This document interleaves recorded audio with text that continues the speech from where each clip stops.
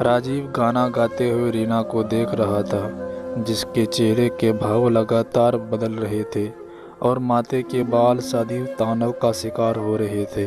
तभी उसकी पत्नी रीना ने कहा, तुम्हें कितनी बार समझाया है कि तुम ऐसे सबके सामने ना गुनगुनाया करो, फिर बात समझ में नहीं आती। राजीव बोला, आ तो जाती है लेकिन रहा नहीं जाता। तुम्हें देखते ही ये शब्द मुंह से फिसल जाते हैं। मैं तुम्हारी पत्नी हो या महबूबा, दोनों हो, बल्कि तुम ही हो मेरा सब कुछ। बस बातें जितनी मर्जी करवा लो, चलो अब काम में मेरा हाथ बटाओ, बच्चे के आने का समय हो गया है। राजीव ने मुस्कुराते हुए जवाब दिया, ये काम मेरे करने के नहीं बल्कि तुम्हारी है मेरी प्यारी पत्नी जी।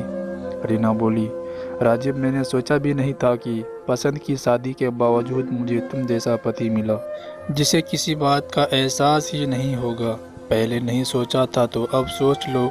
राजीव ने मुस्कुराते हुए रीना की तरफ देखा, जिसके गाल गुस्से से लाल हो चुके थे। वो उठी और बच्चों के लिए खाना बनाने लगी। बच्चों के आते ही उनके साथ बिजी हो गई। अब काम से फ्री हुई, रात के खाने का समय हो चुका था। खाना सबको खिलाकर और बच्चों को सुलाते हुए वो भी वहीं पर सो गई। अचानक दरवाज़ा बजने पर उनकी आंख खुली तो राजीव को सामने पाकर उठ बैठी। मैं यहाँ थी तो आप कहाँ थे? मैं अपने कमरे में था। तुम बच्चों के साथ बिजी थी और फिर बच्चों के साथ यही सो गई। राजीव ने गुस्से से कहा, अब जल्दी से उठो और नाश्ता बनाओ, मैं लेट हो जाऊँगा। बच्चों की छुट्टी है, मेरी नहीं। रीना ने जल्दी से मुंह धोया और नाश्ता बनाने चली गई। जल्दी जल्दी नाश्ता बनाकर राजीव के सामने रखा और उसके जाने का इंतज़ार करने लगी। वो इस इंतज़ार में थी कि वो कब जाए और वो कब घर के कामों के साथ दो दो हाथ करे। दरअसल उसके दिमाग पर घर के काम ऐसे सवार रहते थे कि अपने पति पर उसने ध्यान देना भी छोड़ दिया था। राजीव ने जल्दी से नाश्ता ख़त्म किया और काम के लिए निकल गया। रीना ने नाश्ता भी ढंग से नहीं किया और घर की सफाई करने लग गई।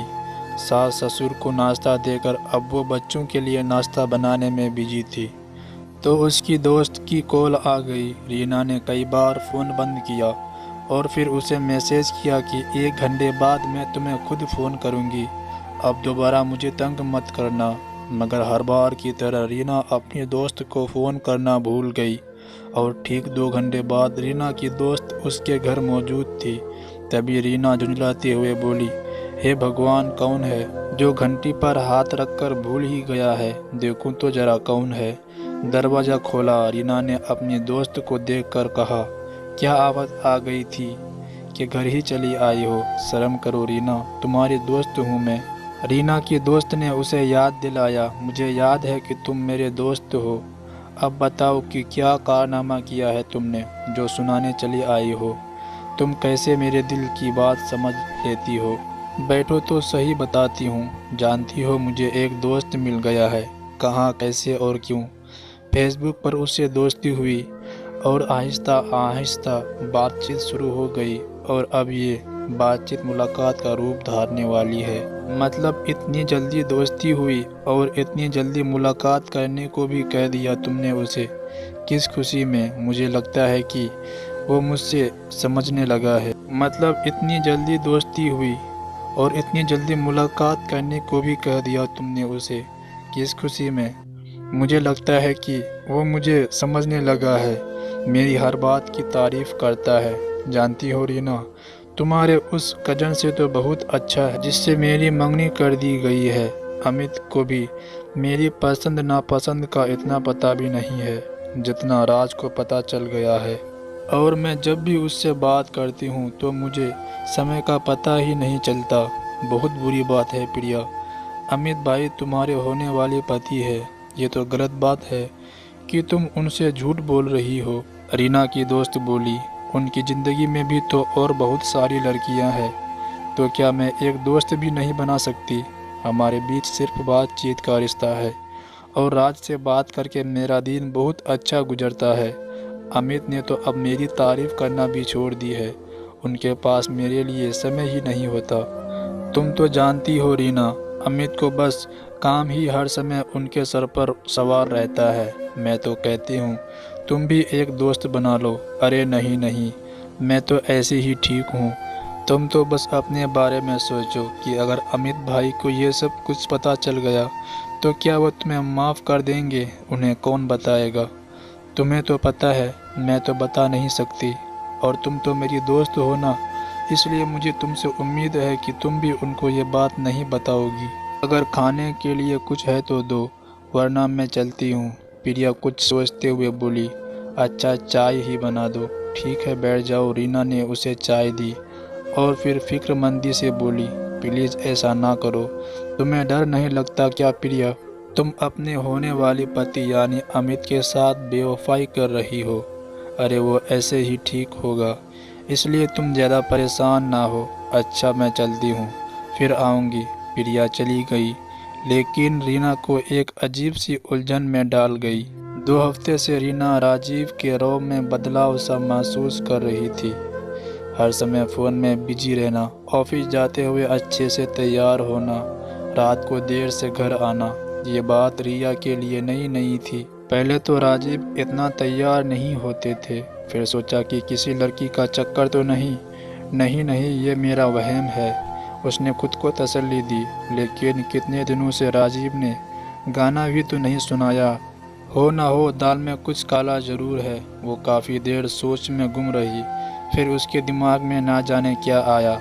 रीना ने भी मोबाइल उठाया और किसी नंबर पर मैसेज करने लगी। मैसेज करते हुए उसके चेहरे का भाव बिल्कुल अजीब से थे, जैसे ये उसका नहीं किसी और का चेहरा हो। जवाब मिलने पर वह मुस्कुराने लगी।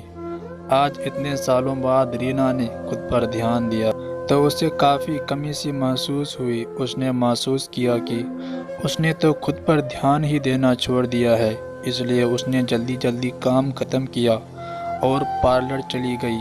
बालों को एक नया लुक दिया, फेशियल करवा कर वापस आई। वापस आने के बाद वो कई बार आईने में अपना चेहरा देख चुकी थी।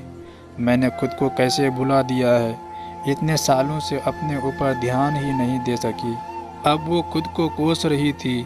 अब रीना और राजीव हर समय फ़ोन पर बिजी नज़र आते, एक दूसरे से बात करने का मौका भी कम मिलता, और रीना ने अपने काम की रफ्तार को बढ़ा दिया। वो सुबह समय से पहले उठ जाती, समय पर सारे काम ख़त्म कर लेती, और फिर रीना ने मन बहलाने के लिए आधे घंटे के लिए बाहर जाना शुरू कर दिया। उससे रीना की सेहत पर अच्छा असर पड़ा था। वो पहले से ज़्यादा तरोताज़ा दिखने लगी थी, लेकिन अब राजीव उस पर ध्यान नहीं देता था। दरअसल रीना ने भी एक दोस्त बनाकर उससे बातचीत शुरू कर दी थी, और कई बार उस व्यक्ति से पूछा कि क्या आपको अपनी पत्नी बिल्कुल भी पसंद नहीं है? पसंद है, मेरी पसंद की शादी हुई है, लेकिन आजकल वो मुझसे सीधे मुंह बात ही नहीं करती। आप जैसे हो जाए तो क्या ही बात है। रीना ने सिर्फ अपने हाथों और अपनी आंखों की तस्वीर उसे भेजी थी। वो उसकी आंखों पर ही फिदा हो चुका था और बार बार रीना से मिलने की जिद कर रहा था। रीना ने उससे मिलने का प्रोग्राम बना लिया, लेकिन दिक्कत घर से निकलने की थी। वह ऐसे समय में उससे मिलना चाहती थी जब राजीव घर पर ना हो। मंगलवार था, जब राजीव जल्दी जल्दी से तैयार हो रहा था और बार बार रीना को कह रहा था कि जल्दी नाश्ता बनाओ, मुझे देर हो जाएगी।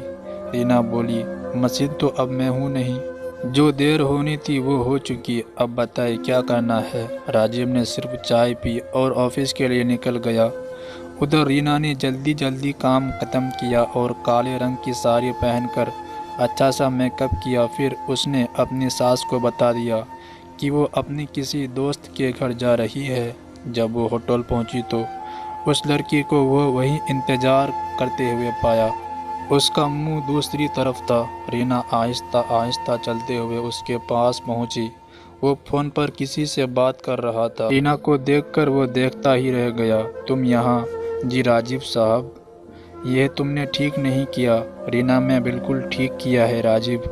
जब मेरी दोस्त ने बताया कि मर्द घर के कामों में बिजी रहने वाली लड़कियों को पसंद नहीं करते, इसलिए मुझे किसी और से दोस्ती कर लेनी चाहिए और आपको जलाना चाहिए ताकि आप मेरी तरफ झुक जाएं और मुझ पर ज़्यादा ध्यान दें। तो मैंने काफ़ी सोचा इस बारे में, मगर मेरा दिल हरगिज़ किसी और से दोस्ती करने को नहीं चाह रहा था, क्योंकि मुझे तो सिर्फ़ और सिर्फ आपसे मोहब्बत है।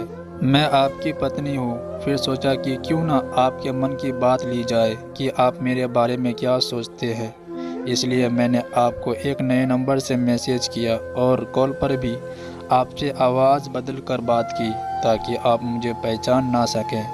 आपको अपनी आँखों की तस्वीर भी इसलिए भेजा कि आप मुझे देखने को तड़पें और मैं आपसे मिलकर बता सकूं कि आप सिर्फ मेरे हैं और मैं आपकी हूं।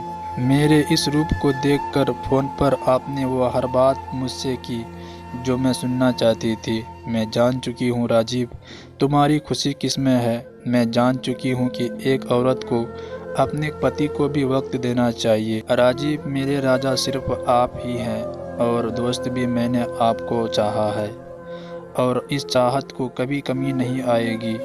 मुझे और इकलौते राजकुमार से मिलवाने के लिए और मेरी समय रहते आँख खोलने के लिए आपका बहुत बहुत धन्यवाद। मेरी दोस्ती अब आपसे और ज़्यादा गहरी हो गई है। इसलिए पति पत्नी का रिश्ता एतबार, प्यार और दोस्ती पर ही टिका होता है और अगर दोनों एक दूसरे के दोस्त बन जाए तो तीसरे किसी दोस्त की ज़रूरत बाकी नहीं रहती। यही एक रिश्ता औरतों को सच्चा लगता है, बाकी सब तो झूठे बंधन होते हैं। इसलिए मेरे राजा जी राजीव ने मोहब्बत से रीना का हाथ थाम लिया, मगर यहाँ बात कुछ और भी थी।